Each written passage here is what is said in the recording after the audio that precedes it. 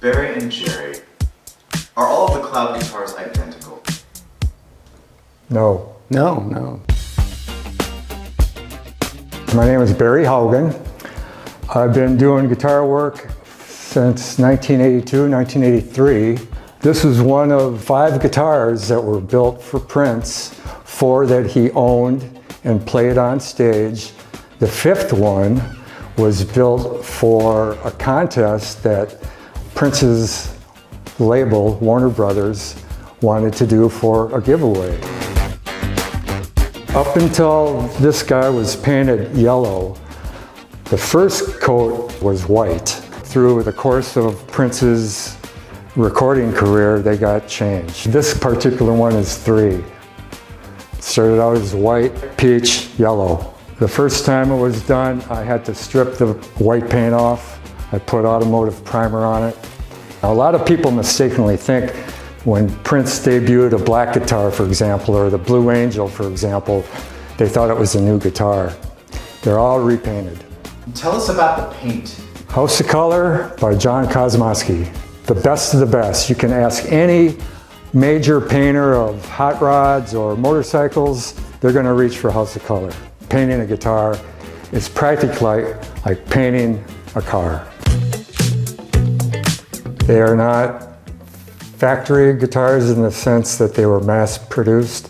They were produced one at a time, and every time they were done, there'd be slight differences. One of the big ones is that if you look into the control cavity, because of the way the bridge is set between this one and the first one, is there's an extra piece of wood glued into the first one so that there's space for this post. All the parts that were utilized for the Prince guitars came from older, leftover parts from the Haugen guitar company. We had bins of truss rods, we had bins of fretboards, and whenever a Prince guitar needed to be constructed, I'd just grab a guitar, cut off the sides, put on a fretboard, et cetera, et cetera. You're also going to see a lot of variation when it comes to things that aren't either pre-made, manufactured, right, or done with templates, where the luthiers had to kind of make it up, right, and figure out things like the angle of the horn, or where these contours are. And so if you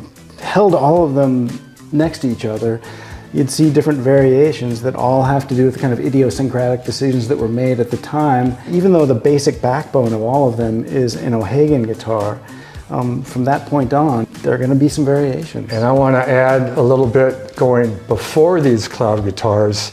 There is a guitar builder from New York City, Jeff Levin, who designed and built the first model that would have been used to make the guitars. He made a sardonyx bass guitar. It's basically the same thing. I was the last guy hired out of the 4 original guys that worked on these guitars. Tommy Stinson was the first one on board. And after he got started and worked for a couple of years, Dave Roussan came back into the picture. Then Mark Sampson, then me. So there's 4 core guys that worked on these guitars. The designer of what he called the F bass, Jeff Levin, right, is responsible in many ways for the initial shape. The shop, I think Knut-Koupee has a lot to do with it, and there are lots of individuals that created the systems that went into creating guitars at Knut-Koupee. Dudley Gimple was the person who kind of pioneered the kind of tools and jigs and taught everyone how to do that. Ross Teigen kind of further refined those processes. Obviously, I accidentally designed the control cavity on the back. People made individual design decisions, groups of individuals, about every element of the guitar. And I don't want to leave Prince out either, right? He's the person that gravitated toward this kind of wacky design.